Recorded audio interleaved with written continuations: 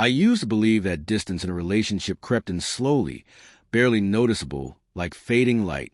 Turns out it can be loud, shattering, especially when silence takes the place of everything that once felt like love. My name's Ryan. I'm 37. For the past 3 months, my wife Claire barely looked at me. Touching me? That stopped a long time ago. At first, I told myself she was just exhausted. Work, stress, maybe she needed space. So I gave her all the space she wanted. I made dinner, did the laundry. I even started sleeping on my side of the bed without reaching for her like I used to. She never seemed to notice.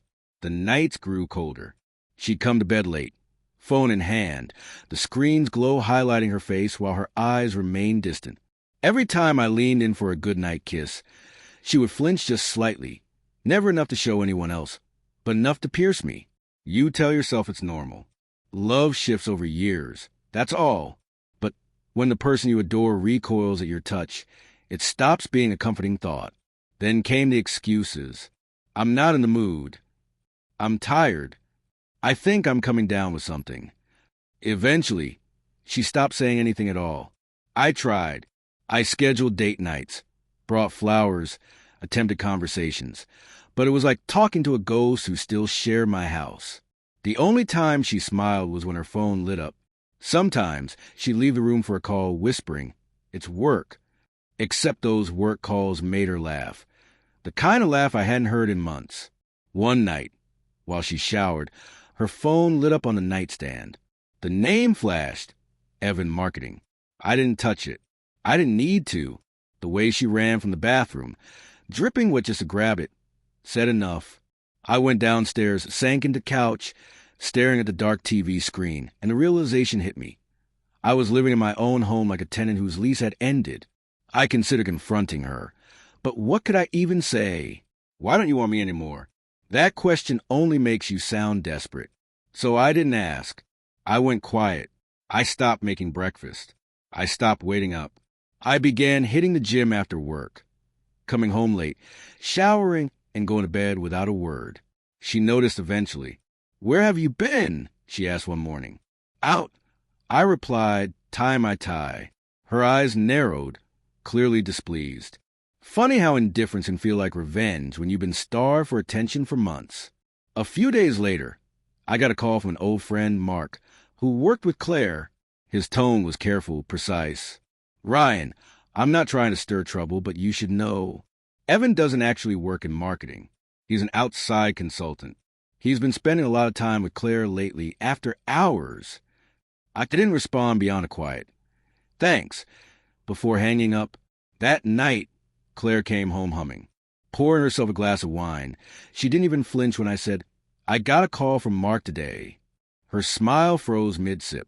"Oh," she said lightly, pretending not to care. "Yeah," I said. "He mentioned Evan. You've been working late with him?" She shrugged. "Sometimes. He's helping with a client pitch, right? And the calls at midnight?" I asked, voice calm but firm. Her face stiffened. "You went through my phone," she accused.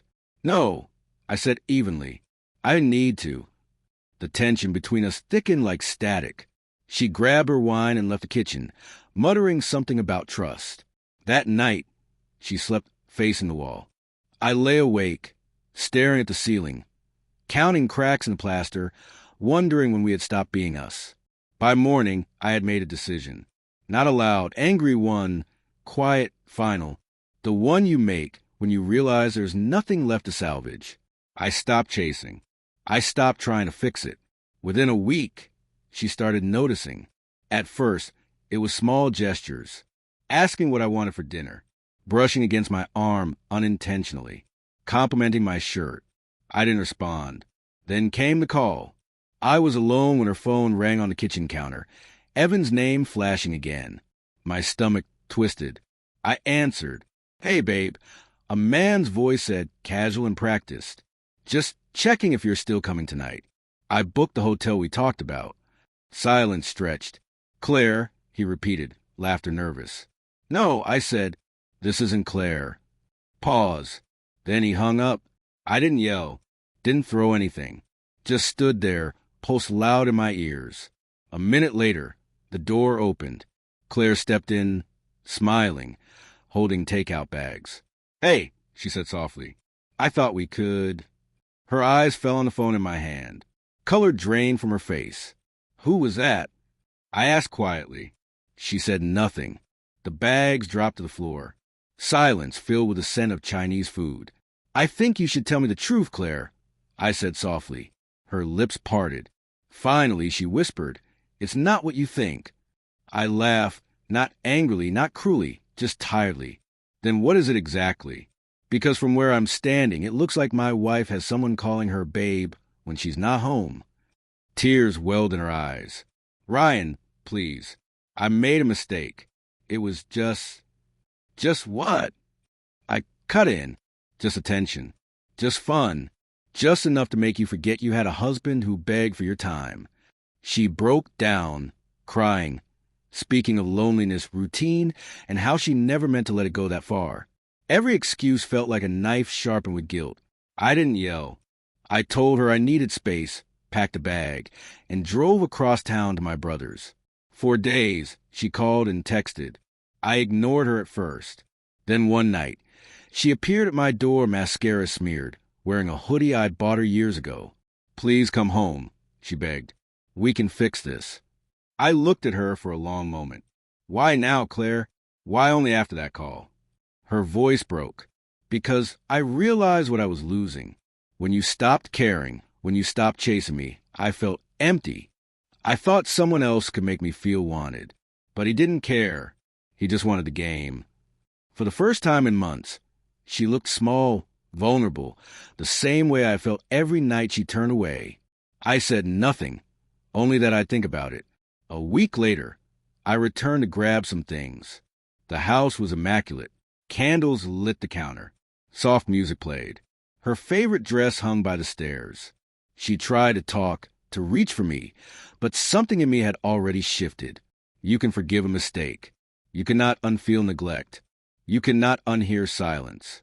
Later, she asked if we could start over. "Maybe," I said, "but not as who we were. That version of us died the night you stopped seeing me." She cried, begged for a second chance. Promised counseling, honesty, effort. I listened, heart still. Weeks passed. She became the perfect wife again. Text during the day, cooking dinner, laughing at my jokes. But it all felt rehearsed, like a performance she knew she had ruined. One evening, she said, "You're different, distant." I nodded. "So were you for months." No reply. I left a note on the kitchen counter. "You were right, Claire. Distance changes everything. I hope you find what you were looking for." I packed quietly, walked out, didn't look back. A few days later, Mark called again. "You good, man?" "Better than I've been in years," I said. Because sometimes the moment someone wants you back is the same moment you realize you don't need them anymore.